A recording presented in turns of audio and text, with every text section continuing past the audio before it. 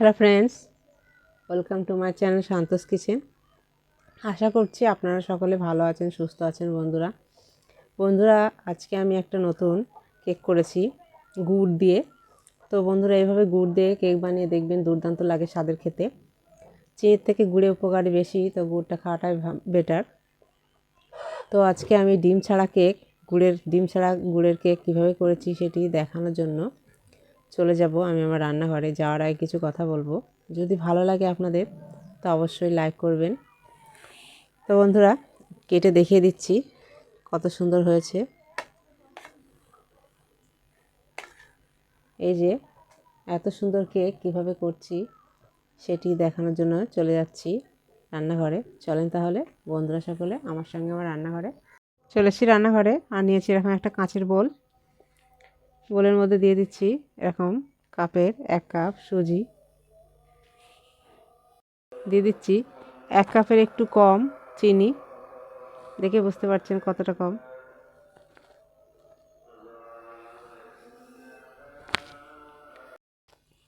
চিনি 1 কাপ পুরো দিইনি, যেটুকু কম দিয়েছি সেইটুকু দিয়ে দিচ্ছি আমি গুড়।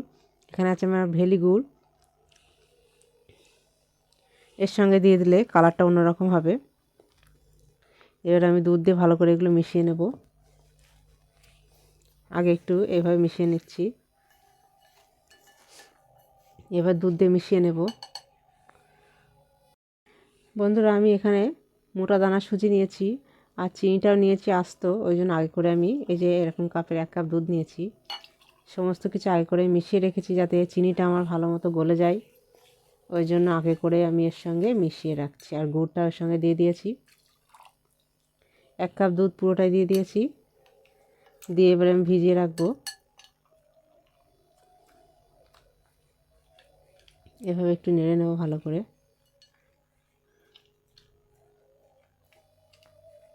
গুড়টা ওর সঙ্গে গলে যাবে সুন্দরভাবে।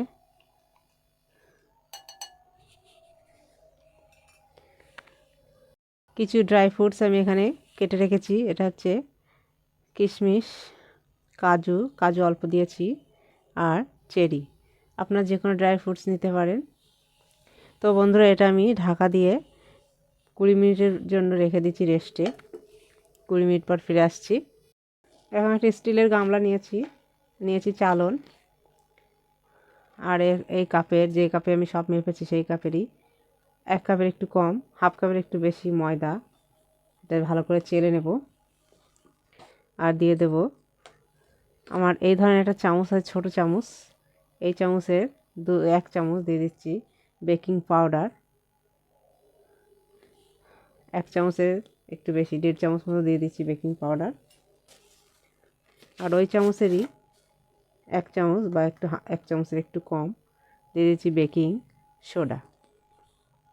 এগুলো দিয়ে ভালো করে আমি একটু চেলে নেব এভাবে।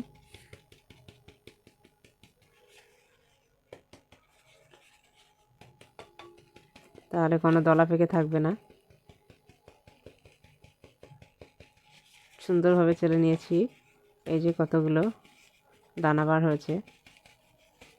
এগুলো কেকে গেলে কেক ভালো লাগবে না খেতে, এগুলো ফেলে দেব।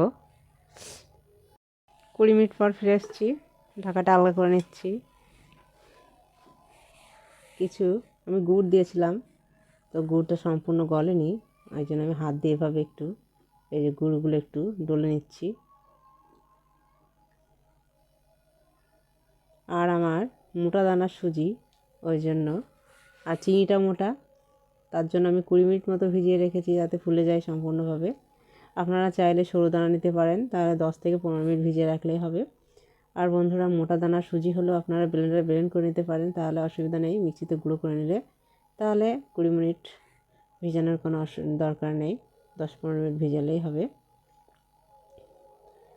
তো মোটামুটি ভালোই সুন্দরভাবে এই যে দেখেন বন্ধুরা গুড়গুলি গলে গেছে। এবার আমি ময়দাটা যেটা চেলে রেখেছি শুকনো উপকরণ দিয়ে, সেটা আমি এর সঙ্গে একটু একটু করে মিশাবো। এবারে ময়দাটা দিয়ে দিচ্ছি আর হ্যান্ড উইচ দিয়ে মিশিয়ে নেব ভালো করে এভাবে।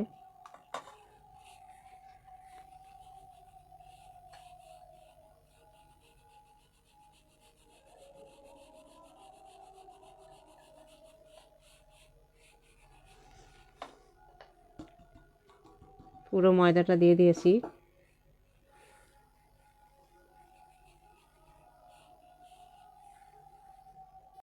ব্যাটারটা ভালো করে এবার ফেটিয়ে নেব। আমার ময়দা লাগবে না, এই যে এরকম হয়েছে। যত ভালো ফেটানো হবে কেকটা তত সুন্দর ফুলবে এবং খেতেও সুন্দর লাগবে। তো এভাবে আমি অনবরত নেড়ে চেড়ে ফাটিয়ে নেব।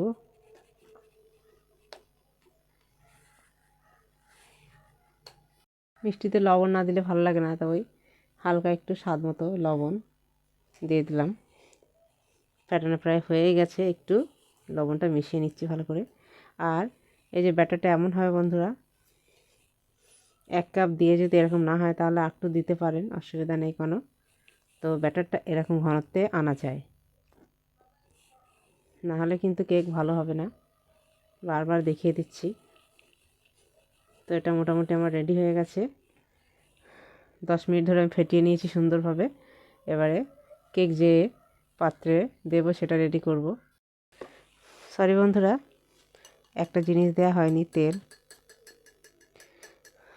দিয়ে দিচ্ছি। রান্নার তেল 4 চামচ মতো। এটা দিয়েও একটু এভাবে ঘুরে নিতে হবে ভালো করে।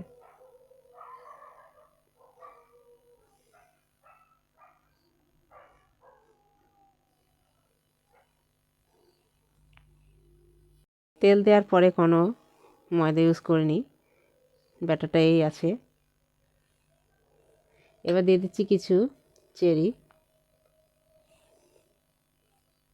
চেরিগুলো দিলে কেকটা খেতে দারুণ লাগে।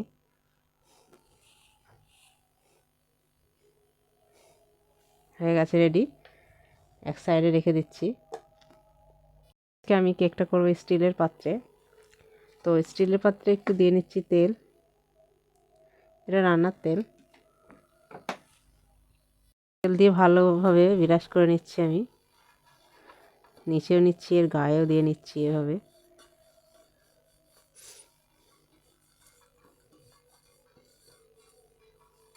একটা খাতার পেজ আমি এই সাইজ মতো করে নেব, নিয়ে এতে বসিয়ে দেব। A4 সাইজ খাতার পেজ।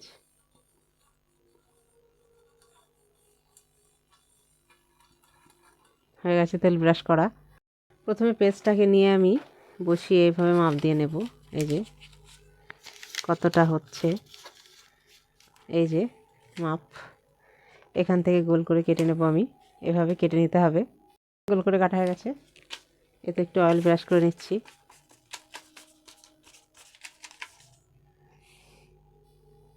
চিমটে পরিমাণ দিয়েছি এলাচ গুঁড়ো করে, এলাচের পাউডার। এটা ভালোভাবে মিশিয়ে নিচ্ছি। এটা দিলে ফ্লেভারটা দুর্দান্ত ফ্লেভার হবে, খুব সুন্দর খেতে লাগবে।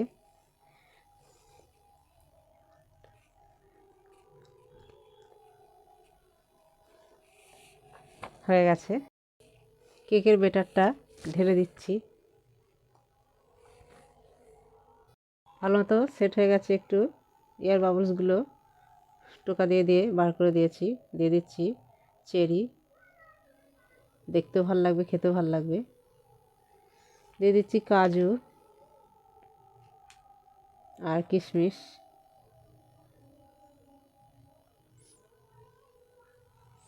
এবার আমি এটা চুলায় বসাতে যাব। কিছু রেখে দিয়েছি, এটি পরে দেব একটু জাল করার পরে। কড়াইয়ে দিয়েছি লাল বালি, আর হাই হিটে এটা আমি গরম করে নিয়েছি ঢাকনা দিয়ে, স্ট্যান্ড বসিয়ে। এবার যে কেকের এটা আমি বসিয়ে দেবো এর উপরে,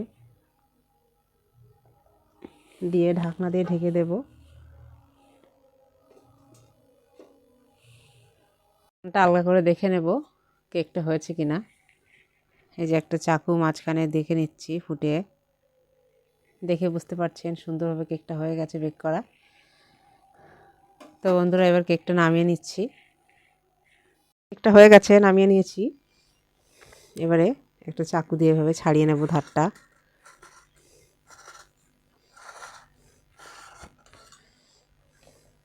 একটা পাত্র নিয়েছি, পাত্র এভাবে ঢাকা দেব, দিয়ে এর মধ্যে উল্টিয়ে নেব।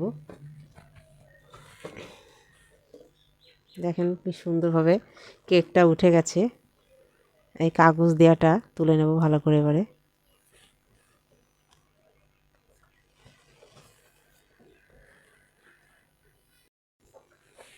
উল্টিয়ে নিয়েছি, এবারে আমি কেটে নেব কেকটা।